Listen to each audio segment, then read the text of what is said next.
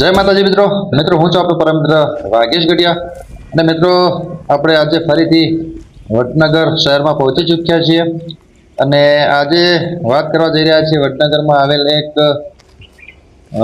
કુંડ છે એના વિશે।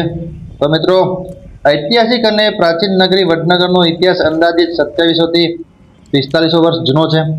આ નગર તેની શાનદાર જળ વ્યવસ્થાપન પરંપરાઓ માટે જાણીતું છે। તેનો મુખ્ય હિસ્સો મિત્રો વડનગરમાં આવેલ ગૌરીકુંડ છે। મિત્રો ગૌરીકુંડની વાત કરીએ તો વડનગરની બહારના ભાગમાં આવેલો ગૌરીકુંડ એક જળાશય ઐતિહાસિક અને પવિત્ર પગથિયાવાળો જળાશય કુંડ છે। મિત્રો આ માળખું 19મી સદીનું હોવાનું માનવામાં આવે છે અને તે તેની અદ્ભુત સ્થાપત્ય કળા અને કલાકૃતિઓ માટે પ્રખ્યાત છે।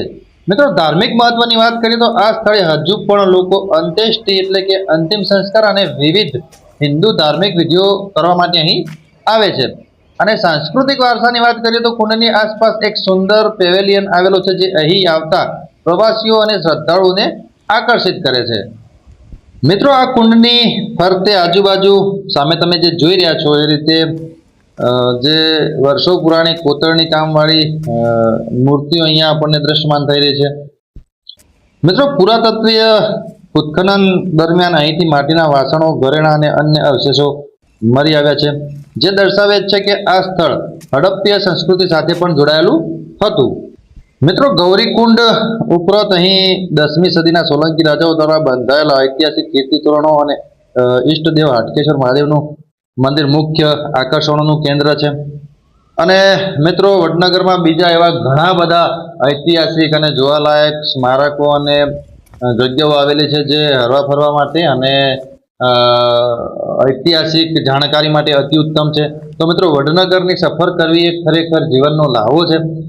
મિત્રો વડનગરમાં ઘણા બધા એટલે કે આપણે ફરી નાખી શકીએ એટલા બધા સ્થળો જોવાલાયક આવેલા છે, એટલે ખરેખર એકવાર તો વડનગરની મુલાકાત કરવા જેવી છે। સામે તમે જોઈ રહ્યા છો ગૌરીકુંડમાં ખરેખર એકી નજરે આપણી દ્રષ્ટિને એટલે કે આંખોને ગમી જાય એવા અલૌકિક કોતરણી કામવાળા જે મૂર્તિઓ કહેવાય એ મૂર્તિઓ આપણને અહીંયા દ્રશ્યમાન થઈ રહી છે ને નાનું એક શિવજીનું મંદિર પણ અંદર કુંડમાં એક ખૂણામાં આવેલું છે।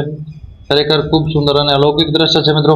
તો તમે પણ કોઈક વાર જો આવી શકો તો અચૂકથી આ ગૌરીકુંડની મુલાકાત અવશ્ય લેશો। અને આ ગૌરીકુંડની બાજુમાં જ મિત્રો નરસિંહ ભગવાનનું અને હિંગળાજ માતાજીનું મંદિર આવેલું છે, તો ખરેખર એ પણ જોવાલાયક છે, તો અવશ્ય અહીંયા પધારો એ મારી નમ્ર વિનંતી।